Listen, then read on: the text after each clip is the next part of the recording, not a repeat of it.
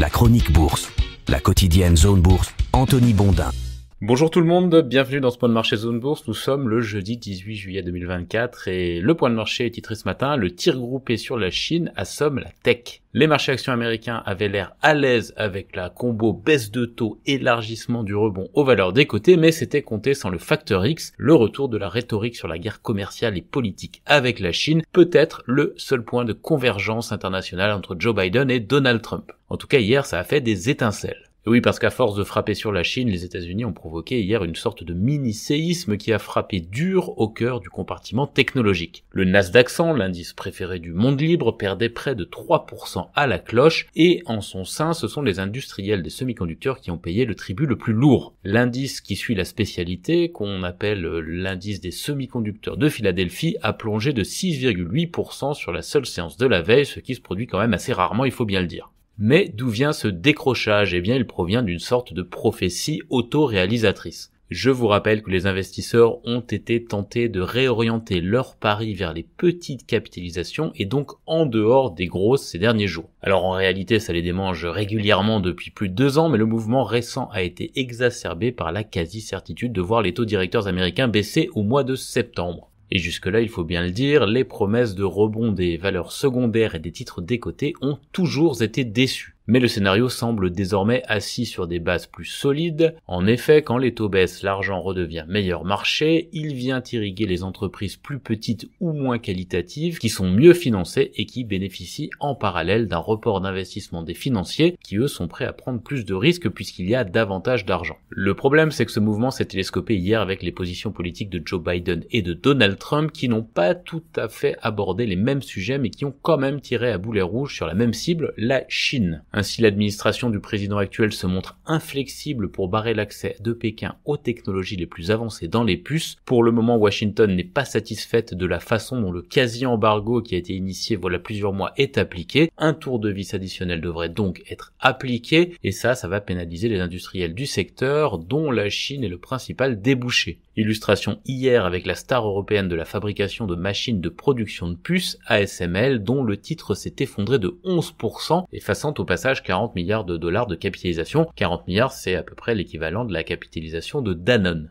Pour l'anecdote, la chute était si importante que LVMH en a profité pour redevenir la seconde capitalisation européenne, même si le dossier n'est pas bien fringant actuellement. En tout cas, ASML a publié en parallèle de solides revenus trimestriels, dont la moitié en provenance de Chine. On comprend dès lors que la limitation de l'accès à ce marché aura des conséquences majeures pour le groupe et pour tout l'écosystème évidemment, d'où la baisse d'hier. Mais Joe Biden n'a pas l'apanage de la pression sur la Chine, puisque Trump a clairement fait comprendre qu'il n'a pas l'intention de relâcher la pression sur Pékin s'il était élu. Son ancien conseiller à la sécurité nationale, Robert O'Brien, a même affirmé hier que l'ex-président américain envisageait sérieusement d'imposer de nouveaux droits de douane à la Chine en cas de retour aux affaires. Et en parallèle d'ailleurs, le candidat républicain a aussi haussé le ton vis-à-vis de Taïwan, j'en ai parlé hier. Taïwan, c'est le berceau de la production des puces dans le monde, avec le numéro 1 mondial incontesté, TSMC, dont le cours a naturellement décroché lui aussi depuis le début de la semaine. Et là je souligne que les mots de Trump sont d'autant plus paroles d'évangile que les financiers ont l'air de penser que la messe est dite pour l'élection de novembre. Le fait que Joe Biden ait attrapé le Covid renforce d'ailleurs son image de faiblesse. Donc pour résumer tout ça, le cocktail de la mi-juillet qui comprend prise de bénéfices sur les stars de la technologie, report sur les titres décotés et regain de tension sur les relations commerciales crée un environnement plus tendu. L'indice VIX, celui qui mesure, vous le savez, la volatilité et donc la nervosité du marché, est d'ailleurs remonté au plus haut depuis le mois de mai. Pourtant, avec une perspective de baisse de taux aux États-Unis et une saison des résultats qui se présente bien, le contexte avait tout l'air d'être bénin pour les actions, mais on l'aura compris, le retour des craintes entourant la Chine pourrait changer le jeu, au-delà d'ailleurs du secteur technologie. Et oui, parce qu'on a clairement vu dernièrement que la non-prospérité du consommateur chinois est une source d'inquiétude pour des secteurs clés, en particulier dans le luxe ou les spiritueux, ce qui ne fait évidemment pas l'affaire du marché français. Dans le reste de l'actualité aujourd'hui, la BCE devrait annoncer un statu quo sur ses taux directeurs après les avoir réduits pour la première fois au cours du cycle actuel au mois de juin. La décision sera annoncée en début d'après-midi, juste avant une conférence de presse de Christine Lagarde, qui sera évidemment scrutée de près pour savoir si une baisse de taux additionnelle se profile en septembre. Pour rester dans le thème, le livre belge de la Réserve fédérale américaine, publié hier soir, a fait état d'une légère croissance économique et d'un ralentissement de l'inflation. À l'ouest donc, rien de nouveau.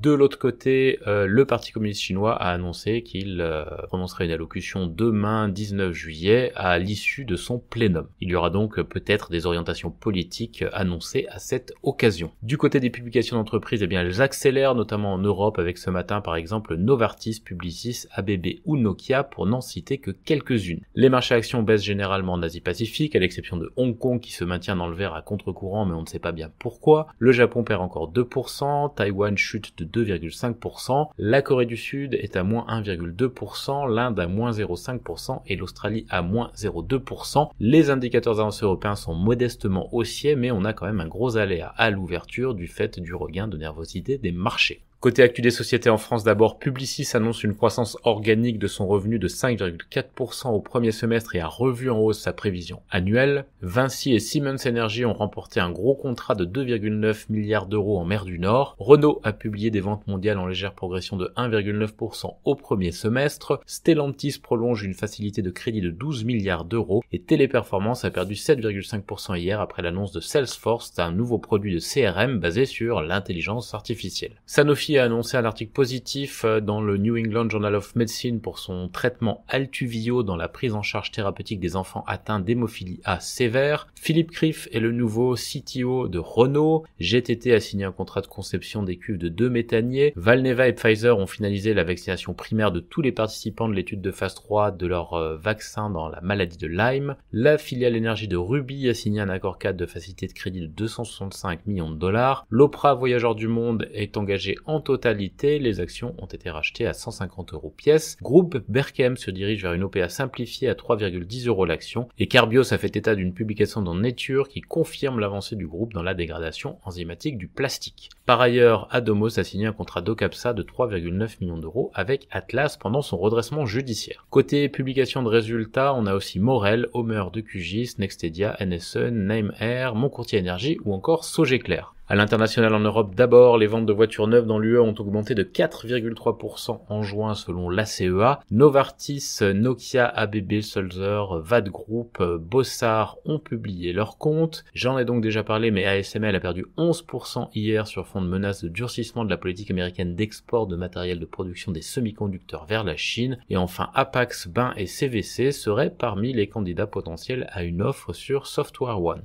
Sur l'agenda des publis du jour, Novartis, ABB, Atlas Copco, AB Volvo, Anglo-American, Equity, Publicis, SSE, Nokia, VAT Group, City ou encore Telenor en Europe. Côté continent américain, Steel Dynamics et Discovery progressent hors séance après leur trimestriel. Equifax et United Airlines stagnent. Warner Bros. Discovery envisagerait de scinder la société pour stimuler le cours de son action selon le FT. Darden rachète Chewy's pour 605 millions de dollars. Beyond Meat discute avec ses détenteurs d'obligations sur une restructuration de sa dette selon le Wall Street Journal et Meta a décidé de suspendre ses outils d'IA générative au Brésil. Sur l'agenda des publis américaines, Netflix, Abbott, Intuitive Surgical, Blackstone, Cintas, DR Horton, PPG Industries, Domino's Pizza ou encore Textron. Ailleurs dans le monde, Samsung va acquérir la start-up britannique Oxford Semantic qui est spécialisée dans l'IA. Santos indique que ses projets de croissance progressent bien malgré une baisse de son chiffre d'affaires au T2 et Thai Beverage se retire du secteur immobilier en cédant sa participation dans Frasers. Sur l'agenda des publis du jour en Asie-Pacifique, on a TSMC, Santos, Infosys, Disco ou encore KB Financial Group. Voilà, ce point de marché était un petit peu long ce matin, j'en suis désolé, je vous souhaite à toutes et à tous une très bonne journée.